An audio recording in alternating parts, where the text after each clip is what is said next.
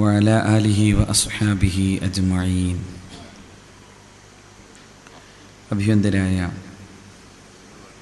വേദിയിലെ ധന്യസാന്നിധ്യങ്ങളായ P Madhusoodanan, മറ്റു പണ്ഡിതന്മാർ, നേതാക്കൾ, സ്നേഹമുള്ള സഹോദരന്മാർ, വളരെ ദീർഘനേരമായി ഒട്ടേറെ പ്രഭാഷണങ്ങൾക്ക് ശേഷമാണ് ചുക്കിച്ചുളിഞ്ഞു പോയ ഒരു വൃദ്ധയെപ്പോലെ ഈ സദസ്സ് ഇങ്ങനെ ശോഷിച്ചു വരുന്നത്. അതുകൊണ്ട് തന്നെ ഞാൻ ദീർഘമായി പ്രസംഗിക്കുന്നില്ല. പക്ഷേ ഒന്ന്, ഇന്ത്യയുടെ ഇന്നത്തെ ഈ പുതിയ കരാള ഭീകരമെന്ന് തോന്നിപ്പിക്കാവുന്ന തരത്തിലുള്ള വർത്തമാനകാലത്ത് രാജ്യം തന്നെ അത്താണിയില്ലാതെ നിൽക്കുന്ന ഘട്ടത്തിൽ രണ്ടത്താണിയിൽ ഇത്തരമൊരു പരിപാടിയിലൂടെ നാടിന് മാതൃകയാകാൻ സാധിച്ചു എന്നതിൽ ഞാൻ എൻ്റെ പ്രിയപ്പെട്ട വിദ്യാർത്ഥി സുഹൃത്തുക്കളെ പ്രത്യേകം അഭിനന്ദിക്കുകയാണ്.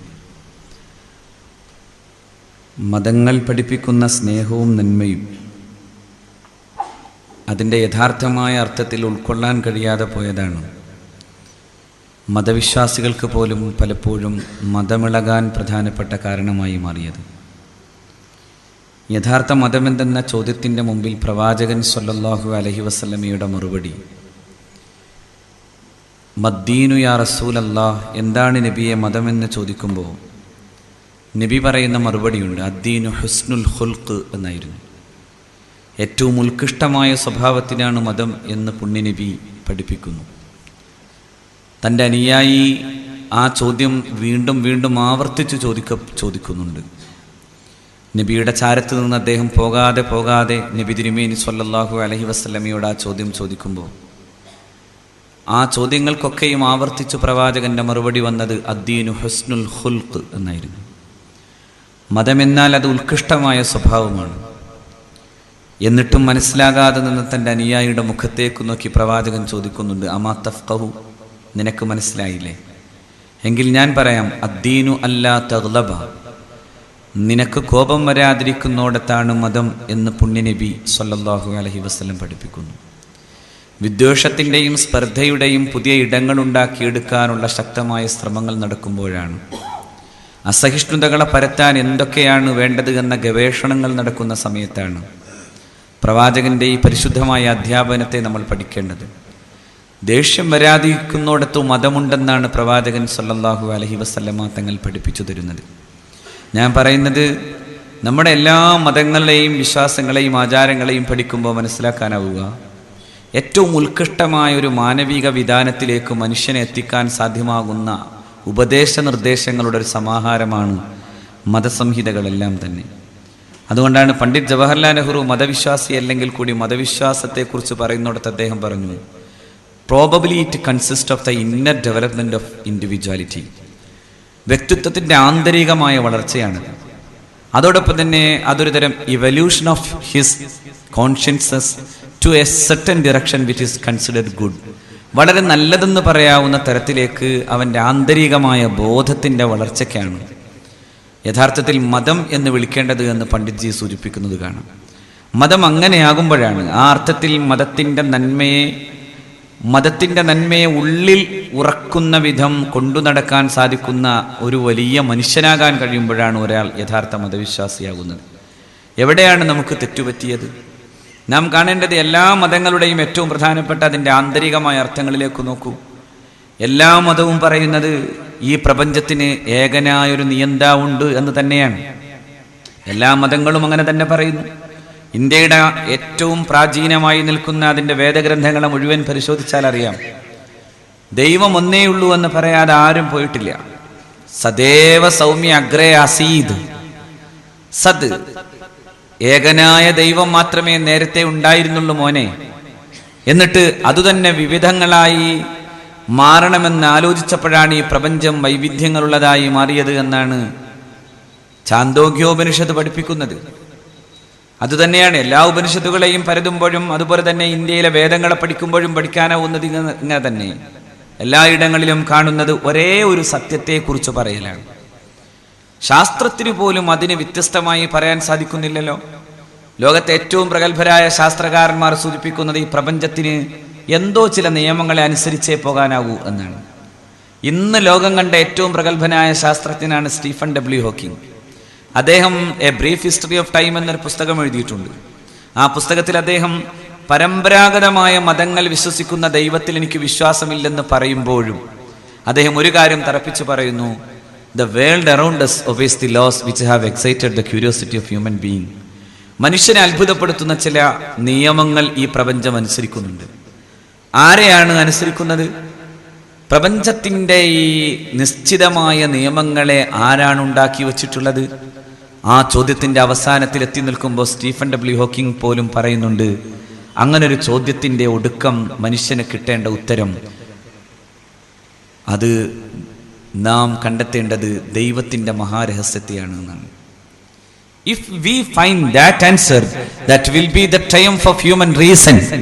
മനുഷ്യൻ ഇന്നേ വരെ അന്വേഷിച്ച അന്വേഷണങ്ങളുടെ ഏറ്റവും പ്രധാനപ്പെട്ട വിജയഭേരി മുഴക്കാൻ സാധ്യമാകുന്നത് ദൈവത്തെ കണ്ടെത്തുമ്പോഴാകുന്നു എന്നാണ് സ്റ്റീഫൻ ഡബ്ല്യു ഹോക്കിംഗ്. ചോദിക്കട്ടെ, ഇതിൽ നിന്ന് വ്യത്യസ്തമായി ആരായി ഏതു മത ആചാര്യനാണ് പറഞ്ഞു പോയത്? അപ്പോൾ എല്ലാവരും പറഞ്ഞതൊന്നാണ്, ഒരു ദൈവം എന്ന ഒരേ ഒരു ഏകനാകുന്ന സത്യത്തെക്കുറിച്ച് പറയാതെ ഒരു മതവും ഒരു മതാചാര്യനും കടന്നു പോയിട്ടില്ല ഇന്ന് വരെ. മറ്റെന്താണ്? എല്ലാ മതങ്ങളെയും നാം ആറ്റുകുറിച്ച് പഠിച്ചാൽ മനസ്സിലാക്കാനാകുന്ന ഏറ്റവും പ്രധാനപ്പെട്ട കാര്യം, ഈ ദൈവത്തിൻ്റെ കീഴിൽ ഒരുമിച്ചു നിൽക്കാൻ കഴിയുന്ന ഒരു കുടുംബം പോലെ ജീവിക്കാനാകുന്ന മനുഷ്യനെ കുറിച്ചാണ് എല്ലാം പറഞ്ഞത്. സെമിറ്റിക് മതങ്ങളെല്ലാം പറയുന്നു ഒരു ആദം, ഒരു ഹവ്വ.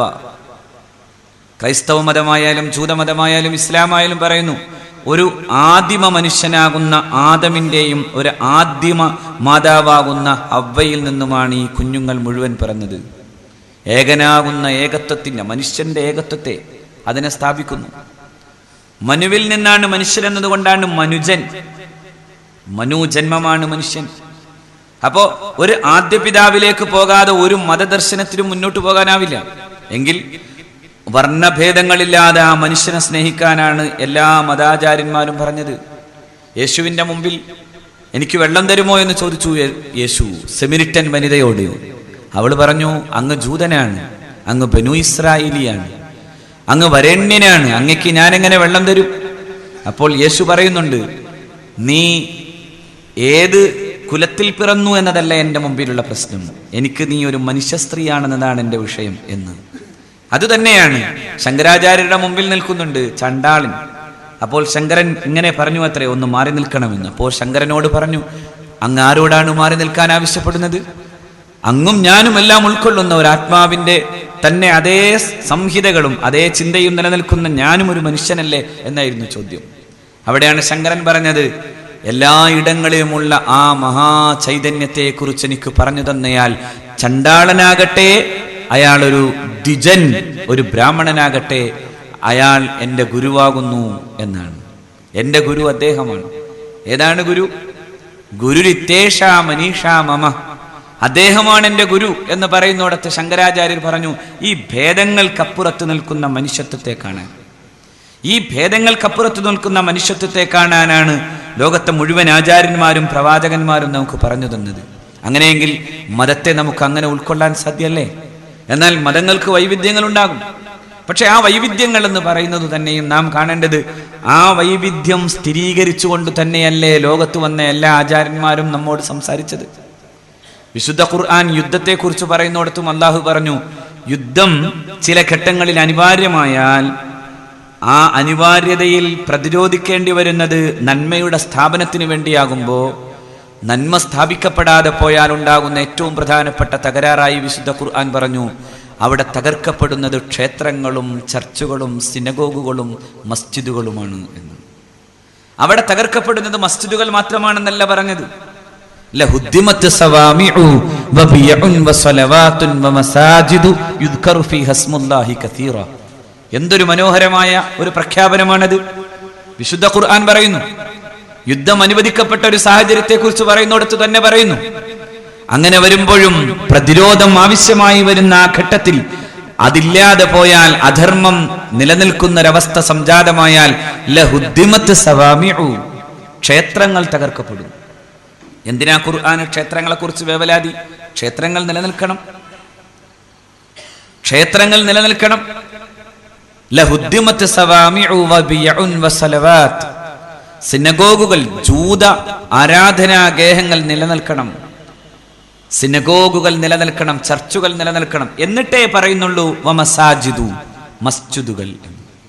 യുദ്കറു ഫീഹ ഇസ്മുല്ലാഹി കസീറ, അല്ലാഹുവിന്റെ നാമങ്ങൾ ധാരാളമായി ഉച്ചരിക്കപ്പെടുന്ന, ധാരാളമായി പ്രകീർത്തിക്കപ്പെടുന്ന മസ്ജിദുകളും അവയെല്ലാം തകർക്കപ്പെടാതിരിക്കണമെങ്കിൽ ആവശ്യമാകുന്ന ഒരു പ്രതിരോധം നിരന്തരം നടക്കേണ്ടതുണ്ട് എന്ന് പരിശുദ്ധ ഖുർആൻ പറയുന്നിടത്തും ആ യുദ്ധത്തിന്റെ ഏറ്റവും അവസാനത്തെ അനിവാര്യതയിൽ തറപ്പിച്ചു നിൽക്കുന്നിടത്ത് ബഹുസ്വരത നിലനിൽക്കണം എന്നാണ് അള്ളാഹു പറയുന്നത്. ബഹുസ്വരത നിലനിൽക്കണം, ഈ വൈവിധ്യം ഉണ്ടാകണം. ആ വൈവിധ്യത്തിന് വേണ്ടി, ആ വൈവിധ്യം നിലനിൽക്കുന്ന കാര്യത്തിൽ ഏറ്റവും ശക്തമായ ഒരു ചരിത്ര പാരമ്പര്യമുള്ള നാടാണ് നമ്മുടെ നാട്.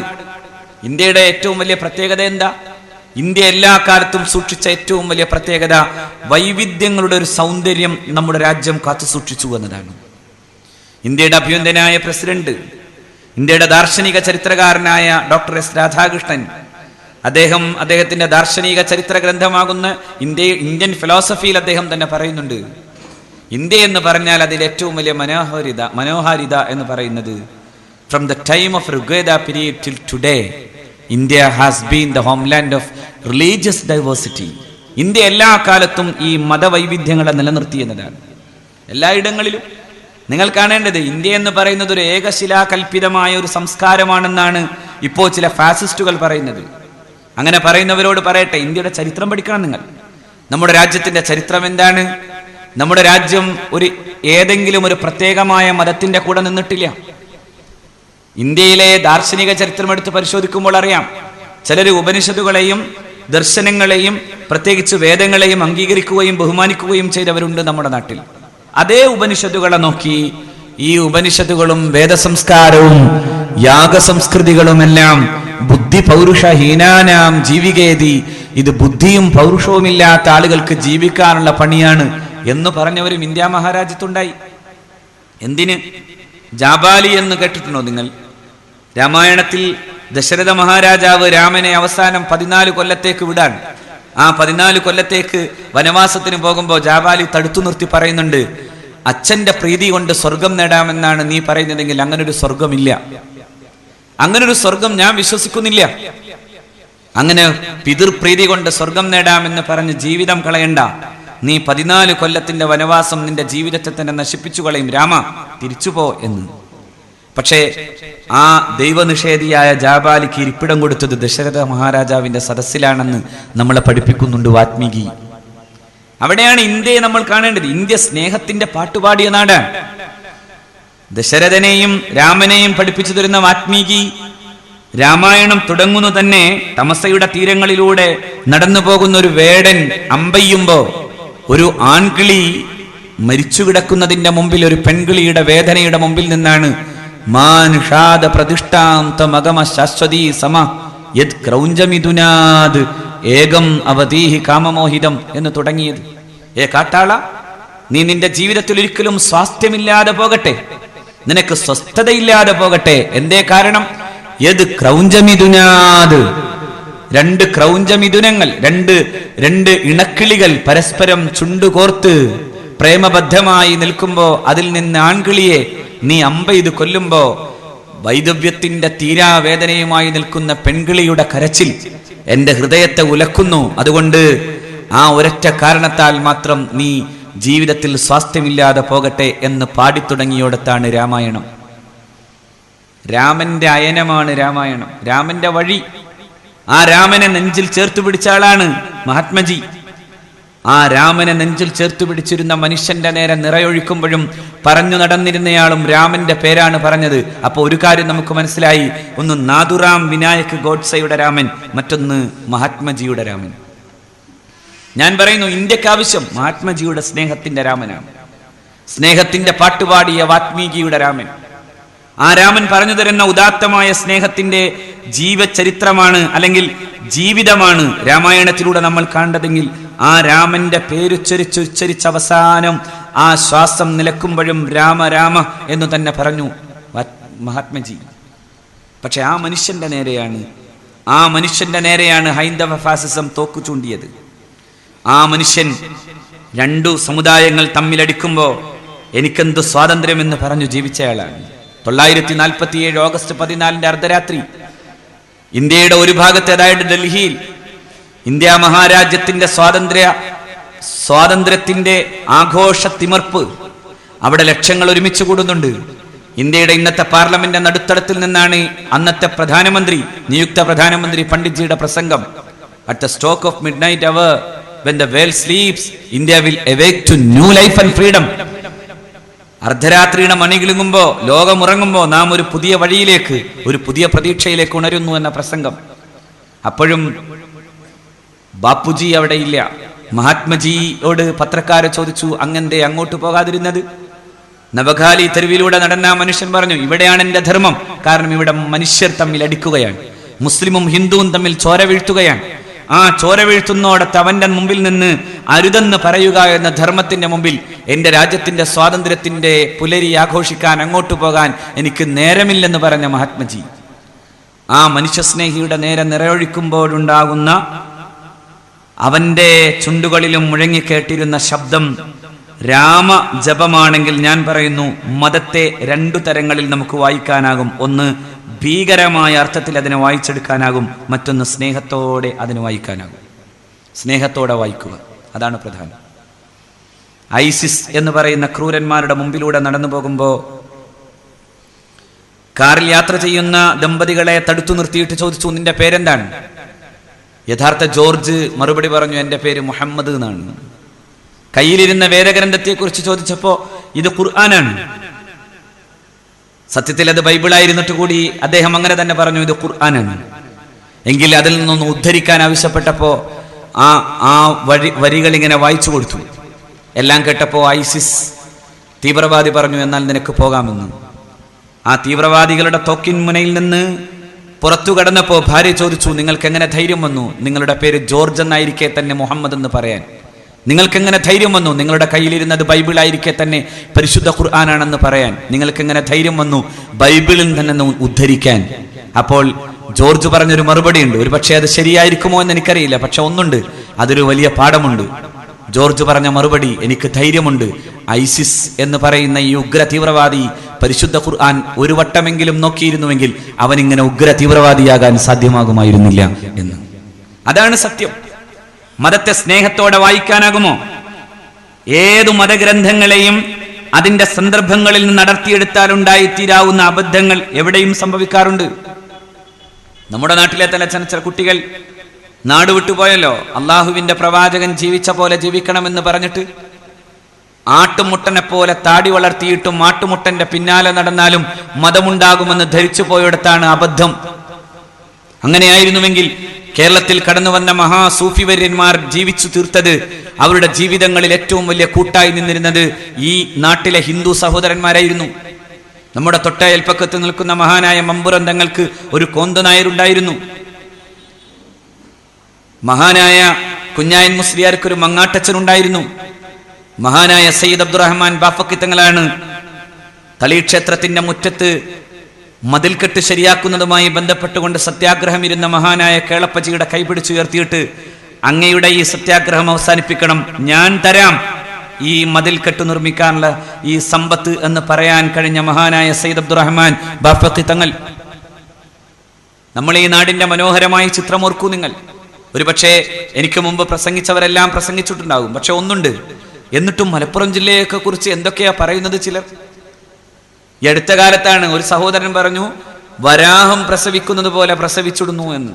വരാഹം എന്ന് ഞാൻ നല്ല നിലക്ക് പറഞ്ഞതാണ്. അതിന്റെ തനി മലയാളം പറയാൻ എൻ്റെ നാവ് വഴങ്ങാത്തത് കൊണ്ടാണ്. ബാക്കി വേണമെങ്കിൽ നിങ്ങൾക്കറിയാലോ. ഞാൻ ചോദിക്കട്ടെ, ഗോപാലകൃഷ്ണൻ എന്ന സഹോദരനോട് ചോദിക്കട്ടെ, ഹിന്ദു സഹോദരന്മാരിൽപ്പെട്ട എത്ര പേര് ഇവിടെ തന്നെ ഇരിക്കുന്നു? അഭിവന്ദനായ മധുസൂദനൻ സർ, നോക്കൂ നിങ്ങൾ, നമ്മുടെ രാജ്യം അങ്ങനെ തന്നെയല്ലേ പോകുന്നത്? മലപ്പുറം ജില്ലക്ക് അങ്ങനെ ഏതെങ്കിലും പ്രത്യേകതയുണ്ടോ? മലപ്പുറം ജില്ലയിലല്ലേ നാരായണീയത്തിന്റെ കർത്താവ് സാക്ഷാൽ നാരായണ ഭട്ടതിരി? മലപ്പുറം ജില്ലയിലല്ലേ? മലപ്പുറം ജില്ലയുടെ ഓരത്തല്ലേ വീട്ടി ഭട്ടതിരിപ്പാട്?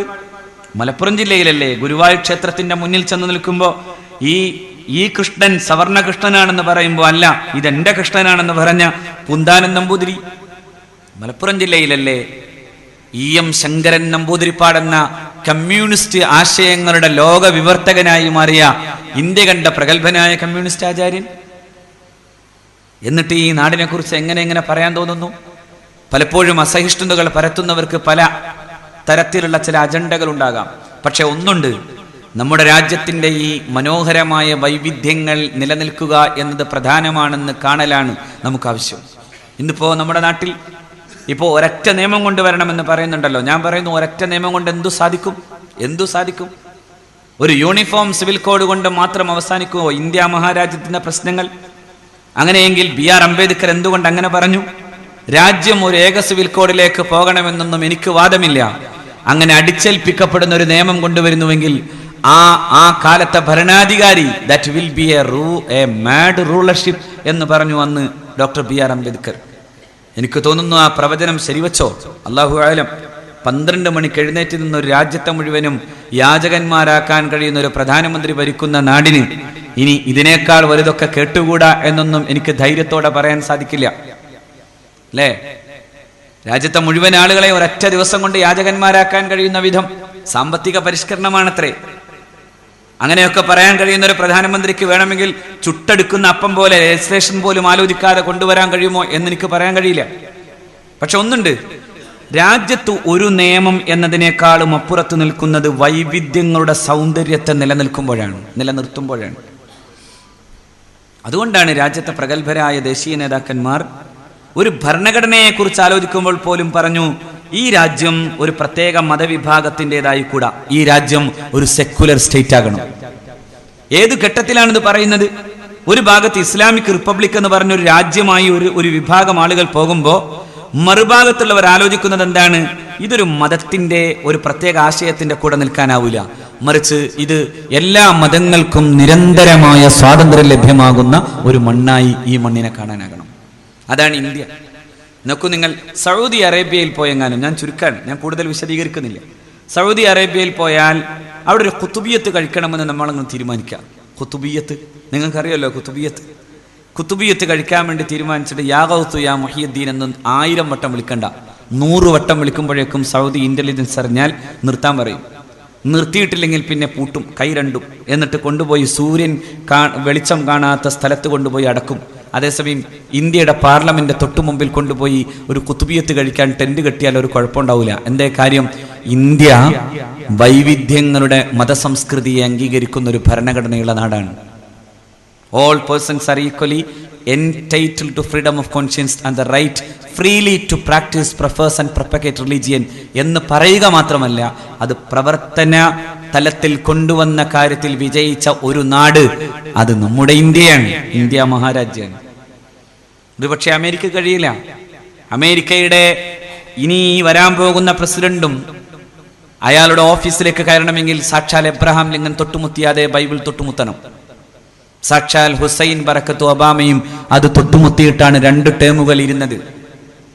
ഒരു പ്രൊട്ടസ്റ്റന്റ് ക്രിസ്ത്യാനിയാകാതെ ബ്രിട്ടന്റെ പ്രധാനമന്ത്രിയാകാനാവില്ല. എന്നാൽ ഒരു ജുസു തീർക്കാതെ തന്റെ ജീവിത കർമ്മങ്ങളിലേക്ക് പോലും പോകാതിരുന്ന സാക്ഷാൽ ഡോക്ടർ സക്കീർ ഹുസൈൻ ഇന്ത്യയുടെ പ്രസിഡന്റായിരുന്നു. അങ്ങനെ പറയാനാവില്ലെങ്കിലും ഡോക്ടർ ഫഖറുദ്ദീൻ അലി അഹമ്മദ് ഇന്ത്യയുടെ പ്രസിഡന്റായിരുന്നു. ഡോക്ടർ APJ അബുൽ കലാം ഇന്ത്യയുടെ പ്രസിഡന്റായിരുന്നു.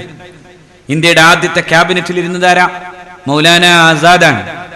മൗലാന ആസാദ് ഇന്ത്യ മഹാരാജ്യത്തിന്റെ ആദ്യത്തെ ക്യാബിനറ്റിലെ ഇന്ത്യയുടെ വിദ്യാഭ്യാസ വകുപ്പ് മന്ത്രി എന്ന നിലയിൽ ശ്രദ്ധേയനായ ആളാണ്. മൗലാന മുഹമ്മദ് അലി ജൗഹർ ഇന്ത്യ മഹാരാജ്യത്തിന്റെ സ്വാതന്ത്ര്യ സമര പോരാട്ട കാലത്തിന്റെ ഇന്ത്യൻ നാഷണൽ കോൺഗ്രസിന്റെ പ്രസിഡന്റായിരുന്നു.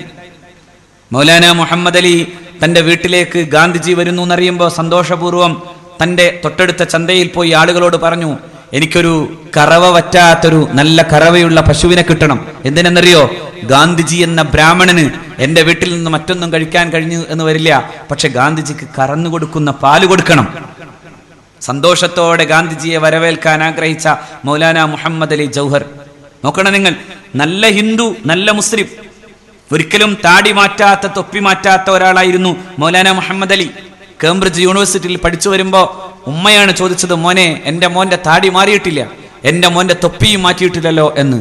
മാതാവിനോട് പറഞ്ഞു മൗലാന മുഹമ്മദ് അലി, എൻ്റെ ഉമ്മ എനിക്ക് പറഞ്ഞു തന്ന മുഹമ്മദ് നബി എന്ന വികാരം സ്വല്ലല്ലാഹു അലൈഹി വസല്ലം വാളിന്റെ മൂർച്ചയുള്ള തണുപ്പത്ത് പോലും ഞാൻ കേംബ്രിഡ്ജിൽ സുബഹി നമസ്കരിക്കാൻ കഴിയും വിധം എന്നെ എന്നും പ്രോജ്വലിപ്പിച്ചു നിർത്തിയിരുന്നു എന്നാണ്. പക്ഷേ ആ മൗലാന മുഹമ്മദ് അലിയാണ് അതേ ഗാന്ധിജിയുടെ വർത്തമാനം കേട്ട് പിന്നെ വാർദ്ധക്യ സഹജമായ മുഴുവൻ അവശതകളും ഉള്ളപ്പോഴും ബക്കിംഹാം കൊട്ടാരത്തിൽ ചെല്ലുന്നത്. ഇന്ത്യ കേട്ട ഏറ്റവും ധീരമായ ശബ്ദമെന്നല്ല, ഇന്ത്യ കണ്ട ഏറ്റവും പ്രഗത്ഭനായ പുത്രന് ജന്മം കൊടുക്കാൻ കഴിഞ്ഞൊരു ഉദരമുള്ള പെണ്ണ് ബീഗമാബിതയായതിൽ ഞാൻ അഭിമാനിക്കുന്നു എന്ന് ഗാന്ധിജി പറയുമാറ് ബക്കിംഹാം കൊട്ടാരം മുഴങ്ങിക്കേട്ടൊരു വലിയ ശബ്ദമുണ്ട്, മിസ്റ്റർ ജോർജ്, എനിക്ക് എൻ്റെ രാജ്യത്തിന്റെ സ്വാതന്ത്ര്യം എൻ്റെ കയ്യിൽ തരണം. മിസ്റ്റർ ജോർജ് എന്നൊരു രാജാവിനെ വിളിക്കാൻ കഴിയില്ല. ഹിസ് എക്സലൻസി, അവർ ബിലൗഡ് ലോർഡ്ഷിപ്പ് എന്നൊക്കെ പറയണം. പക്ഷെ മൗലാന മുഹമ്മദ് അലി പറഞ്ഞത്, mister George, you should give me the substance of freedom in my hand. എൻ്റെ കയ്യിൽ എൻ്റെ രാജ്യത്തിന്റെ സ്വാതന്ത്ര്യം തരണം. അങ്ങനെ പറയാൻ ഇന്ത്യ മഹാരാജ്യത്തെ ആ രീതിയിൽ ഒരുമിച്ചു കാണാൻ കഴിയുന്ന ഒരു കഴിഞ്ഞ കാലങ്ങളിലെ ദേശീയ നേതൃത്വത്തിന്റെ ഈ മനോഹരമായ സ്വപ്നങ്ങളെ പൂവണിയിപ്പിക്കാൻ കഴിയുന്ന വിധമാണ് നമ്മുടെ രാജ്യം മുന്നോട്ട് പോകേണ്ടത്. ആ രീതിയിൽ മുന്നോട്ട് പോകേണ്ടതിന് പകരമായി നിരന്തരമായ അസഹിഷ്ണുതകൾ പടർത്തുകയാണ്. ഇപ്പോ ഈ ഇടയെ നടക്കുന്ന ഈ കോമൺ കോഡ് സംബന്ധിയായ ചില ചർച്ചകൾ കേൾക്കുമ്പോൾ എനിക്ക് തോന്നാറുള്ളത് മുസ്ലിങ്ങൾക്ക് മാത്രം വരാൻ പോകുന്ന ഒരു പ്രശ്നമാണ്. ഞാൻ മനസ്സിലാക്കുന്നു അങ്ങനെയല്ല. ഇന്ത്യയുടെ ബഹുസ്വരക്ക് നേരെ നടത്തുന്ന ഏറ്റവും വലിയൊരു അജണ്ടയാണ് യഥാർത്ഥത്തിൽ കോമൺ സിവിൽ കോഡ് എന്ന പേരിൽ, യൂണിഫോം സിവിൽ കോഡ് എന്ന പേരിൽ BJP ഉയർത്തിക്കൊണ്ടുവരുന്നത്. ഒരിക്കലും അത് ഇന്ത്യയിലെ മുസ്ലിങ്ങളെ മാത്രം ബാധിക്കുന്ന ഒന്നല്ല. ഇന്ത്യയിലെ മുസ്ലിങ്ങളും ഇന്ത്യയിലെ ഹൈന്ദവരും ഇന്ത്യയിലെ ക്രൈസ്തവ സഹോദരന്മാരും എല്ലാം അവരവരുടേതായ ചില വ്യക്തിനിയമങ്ങളെ അനുസരിച്ച് പോകുന്നുണ്ട് നമ്മുടെ നാട്ടിൽ. അത് എന്നേ ഉള്ളതാണ്.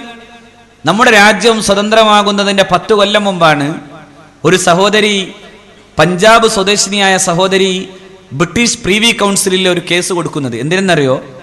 എൻ്റെ വാപ്പ മരിച്ചപ്പോൾ എൻ്റെ പിതാവിൻ്റെ സ്വത്ത് സഹോദരൻ മുഴുവനും തട്ടിയെടുത്തിരിക്കുന്നു, എനിക്കതിൽ അവകാശമുണ്ട് എന്ന് പറഞ്ഞിട്ടാണ്. എനിക്കതിൽ അവകാശമുണ്ടെന്ന് പറയുമ്പോൾ പ്രീവി കൗൺസിൽ പറഞ്ഞു, ഇല്ല, നിങ്ങൾക്ക് അവകാശമില്ല. കാരണം പഞ്ചാബ് സ്വദേശത്തെ കസ്റ്റമറി ലോ പ്രകാരം, സാമ്പ്രദായിക നിയമാചാരങ്ങൾ പ്രകാരം നിങ്ങൾക്ക് അവകാശം നൽകാൻ സാധ്യമല്ല എന്ന്. മുസ്ലിം പണ്ഡിതന്മാർ പറഞ്ഞു, അങ്ങനെയല്ല, ആ പെൺകുട്ടിക്ക് 1400 കൊല്ലം മുമ്പുള്ള ഒരു ലെജിസ്ലേഷൻ ഉണ്ട്. അത് മുഹമ്മദ് നബിയുടെ പൂർത്തിയായ മതമാണ് സ്വല്ലല്ലാഹു അലൈഹി വസല്ലം. അതിൽ ആ സ്ത്രീക്ക് അവളുടെ പിതാവിൻ്റെ സ്വത്തവകാശം കൃത്യമായി പറയുന്നുണ്ട്. അതുകൊണ്ട് ഇസ്ലാമിക ശരീഅത്ത് പ്രകാരമുള്ള പിതൃ സ്വത്തവകാശം അവൾക്ക് കൊടുക്കണം. ആ വാദം ഉയർത്തിക്കൊണ്ടുവന്നപ്പോഴാണ് 1937 ഇസ്ലാമിക് ശരീഅത്ത് ആപ്ലിക്കേഷൻ ആക്ട് ഉണ്ടാകുന്നത്. ഇസ്ലാമിക് ശരീഅത്ത് ആപ്ലിക്കേഷൻ ആക്ട് ഒരു പെണ്ണിന്റെ സ്വാതന്ത്ര്യവുമായി ബന്ധപ്പെട്ടാണ്. 1872 ക്രിസ്ത്യൻ പേഴ്സണൽ ലോ ഉണ്ട്. എന്നാൽ രാജ്യം സ്വതന്ത്രമാകുമ്പോഴും വളരെ വിപുലാകാരിയായി നിൽക്കുന്ന വലിയൊരു സംസ്കൃതിയുടെ പേരായി നിൽക്കുന്ന ഹിന്ദു, ആ ഹിന്ദു സഹോദരന്മാരെ സംബന്ധിച്ചിടത്തോളം ഒരുപാട് വൈവിധ്യങ്ങളുണ്ട്. ഞാൻ സൂചിപ്പിക്കുന്നില്ല. ഹിന്ദു എന്ന് പറയുമ്പോൾ ഒരൊറ്റ ചരടിൽ കോർക്കാനേ കഴിയില്ല. അവിടെ മതവിശ്വാസിയുണ്ട്, മതമില്ലാത്തവരുണ്ട്, മതം തന്നെ വ്യത്യസ്തമായ അർത്ഥത്തിൽ കാണുന്നവരുണ്ട്. ഇന്നൊരാൾ വന്നിട്ട് പറയാണ്, ഞാൻ ഇന്നത് കണ്ടു, ഞാൻ ആർഷ സംസ്കാരത്തിന്റെ ഭാഗമായി നിൽക്കുന്ന ഒരു പുതിയ ഉപനിഷത്ത് കൊണ്ടുവരാണെന്ന് പറഞ്ഞാൽ നിഷേധിക്കാൻ കഴിയില്ല ഒരു ഹിന്ദുവിന്. അതാണ് ഹിന്ദുത്വം. അത്ര വലിയ സ്വാതന്ത്ര്യമുള്ള ഒരു വലിയൊരു സംസ്കൃതിയുടെ പേരാണ് ഹിന്ദുത്വം. പക്ഷെ അതിനെ ഒരുമിച്ച് കൂട്ടാൻ കഴിഞ്ഞിരുന്നില്ല അന്ന്. അതുകൊണ്ടാണ് 47 ശേഷം രാജ്യത്ത് ഭരണഘടന ഉണ്ടാകുമ്പോൾ ഭരണഘടനാ വിദഗ്ധന്മാരിൽ പ്രമാണിയായ ഡോക്ടർ BR അംബേദ്കർ ഒരു യൂണിഫോം സിവിൽ കോഡിനെ കുറിച്ച് അന്ന് പറഞ്ഞത്, the state shall endeavor to secure for the citizens a uniform civil code throughout the territory of India എന്ന് പറയുന്നിടത്ത് അതിൻ്റെ ഉദ്ദേശശുദ്ധിയെക്കുറിച്ച് കൃത്യമായി പറയുന്നിടത്ത് കാണാം, യഥാർത്ഥത്തിൽ അത് വിപുലാകാരിയായി നിൽക്കുന്ന ഒരു സംസ്കാരമാകുന്ന ഹൈന്ദവ സംസ്കൃതിക്ക് ഒരു യൂണിഫോം കോഡ് ഉണ്ടാകണം എന്നതായിരുന്നു. 55 അത് വന്നു. എന്നിട്ടും ഇനിയും അതിൽ കടക്കാതെ നിൽക്കുന്ന ഒരുപാട് ഗോത്രവർഗങ്ങൾ നിലനിൽക്കുന്നുണ്ട്. ഒരു പ്രത്യേക വിഭാഗത്തെ പോലും ഒരു ചരടിൽ കോർക്കാനാവാതെ നിൽക്കുന്നിടത്താണ് എല്ലാവരെയും കൂടി ഒരുമിച്ച് കൂട്ടണമെന്ന് പറയുന്ന മൗഢ്യധാരണയിൽ ഒരു ഭരണാധികാരിയും അദ്ദേഹത്തിന്റെ മെഷീനറിയും ചലിക്കുന്നതെന്ന് പറയുന്നിടത്താണ് നാം അംബേദ്കറുടെ വാക്കുകളെ വീണ്ടും ഉദ്ധരിക്കേണ്ടി വരുന്നത്. That will be A mad rulership, അതൊരു തരം ഭ്രാന്തൻ ഭരണകൂടമായിരിക്കും എന്ന് പറഞ്ഞത്. അവിടെയാണ് രാജ്യത്തിന്റെ ഭരണഘടന നൽകുന്ന അവകാശാധികാരങ്ങൾ. ചിലപ്പോൾ ചിലർ പറയാറുണ്ടല്ലോ, ശരീഅത്ത് നടപ്പിലാക്കണമെന്ന് ചില ആളുകൾ പറയുന്നു. അങ്ങനെയെങ്കിൽ മുസ്ലിം ശരീഅത്തിന്റെ ഭാഗമായ ശിക്ഷാ നിയമങ്ങളും നടപ്പിലാക്കുമോ? അങ്ങനെയൊന്നില്ല. അത് അബദ്ധധാരണയാണ്. എന്തുകൊണ്ടെന്നാൽ ഒരാൾക്ക് മുസ്ലിമായി ജീവിക്കാൻ ഇവിടെ ഒരു ഇസ്ലാമിക് പീനൽ കോഡ് ആവശ്യമില്ല. എന്തുകൊണ്ടില്ല? ഒരു മുസ്ലിമിന് വ്യക്തിപരമായി ശിക്ഷകൾ നടപ്പിലാക്കാൻ അധികാരം കൊടുക്കാത്തത് കൊണ്ട് തന്നെ.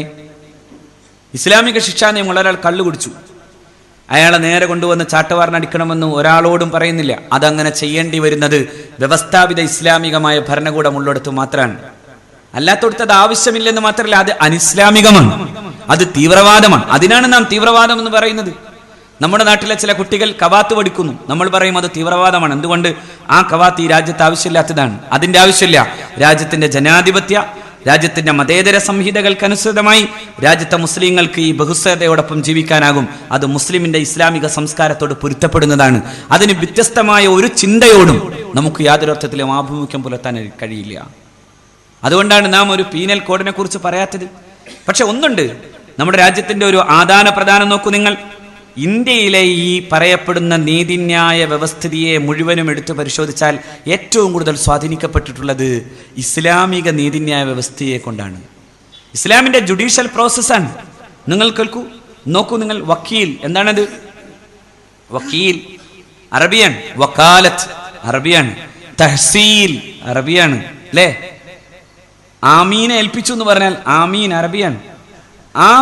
ആ പറഞ്ഞ അപേക്ഷയെ, ആ ആപ്ലിക്കേഷൻ റദ്ദ് ചെയ്തു എന്ന് പറഞ്ഞാൽ, ആ റിട്ട് റദ്ദ് ചെയ്തു എന്ന് പറഞ്ഞാൽ റദ്ദ് അറബിയാണ്. ഒരു മുൻസിഫ് കോർട്ടിൽ പോയി എന്ന് പറഞ്ഞാൽ മുൻസിഫ് അറബിയാണ്. നോക്കൂ നിങ്ങൾ, ഈ ജുഡീഷ്യൽ പ്രോസസ്സിൽ പലതും നാം കാണുന്നത് അറബി പദങ്ങളാണ്. എന്തേ കാര്യം? അറബി സംസ്കൃതിയുമായി വലിയ ബന്ധമുണ്ടായിരുന്ന, ഇസ്ലാമിക സംസ്കാരം നിലനിന്നിരുന്ന ഒരു സമൂഹത്തിൽ ഇസ്ലാമിക സംസ്കൃതിയുടെ ജുഡീഷ്യൽ പ്രോസസ്സിനെ നേരെ അങ്ങ് എടുക്കുകയായിരുന്നു സത്യത്തിൽ ബ്രിട്ടീഷുകാർ ചെയ്തത്. IPC ഒരുപാട് നിയമങ്ങൾ അങ്ങനെ കാണാൻ കഴിയും. ഈ ആദാന പ്രധാനതയുണ്ടല്ലോ, ഈ കൊള്ളക്കൊടുക്കലുകൾ, അത് രാജ്യത്തിൻ്റെ സംസ്കാരത്തെ കൂടുതൽ പുഷ്കലമാക്കിയിരിക്കുന്നു എന്ന ബോധ്യമില്ലാതെയാണ് ചില ആളുകൾ, അത് വളരെ സങ്കുചിതമായി നിൽക്കുന്ന ആളുകൾ, മനസ്സു സങ്കുചിതമാണ്, അങ്ങനെയുള്ളവർക്ക് വിശാലമായ മനസ്സോടെ പറയാൻ കഴിയാതെ പോകുന്നു എന്നതാണ് നാം ഈ കാണുന്ന അസഹിഷ്ണുതയുടെ പ്രധാന കാരണം.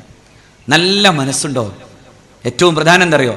അതും ഇതും എന്ന് പറയാൻ കഴിയുന്നത് തന്നെ സങ്കുചിത മനസ്സിനാണ്. എന്നാൽ വിശാല മനസ്സോ, അവനിതൊക്കെ പറഞ്ഞാൽ ഒടുക്കം പറയുക വസുധൈവ കുടുംബകം, ഈ ഭൂമി തന്നെ തറവാടുന്നതാണ്. ആ ഭൂമി തറവാടാകുന്ന വിധം നന്മ നിലനിൽക്കാൻ അള്ളാഹു നമുക്ക് തൗഫീക്ക് ചെയ്യട്ടെ.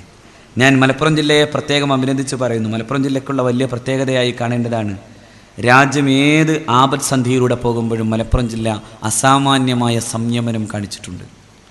992 കരാള ഭീകരമായ രാത്രിയിൽ ഡോക്ടർ ഗംഗാധരൻ തന്നെ സൂചിപ്പിച്ചല്ലോ, അദ്ദേഹം ഈ പ്രദേശത്തോടെ യാത്ര ചെയ്യുമ്പോൾ കുടുംബവുമായി അദ്ദേഹം ഭീതിയോടെ അദ്ദേഹം ഇങ്ങനെ ആലോചിച്ചു പോയി, ഇപ്പോൾ യാത്ര ചെയ്യുന്നത് മലപ്പുറം ജില്ലയിലൂടെയാണ്, കുടുംബം ഏതെങ്കിലും അർത്ഥത്തിൽ വലിയ ഭീഷണികളെ നേരിടുമോ എന്ന് ആലോചിച്ച് നിൽക്കുമ്പോഴാണ് ഒരു അനൗൺസ്മെൻ്റ് ഇങ്ങനെ പോകുന്നു.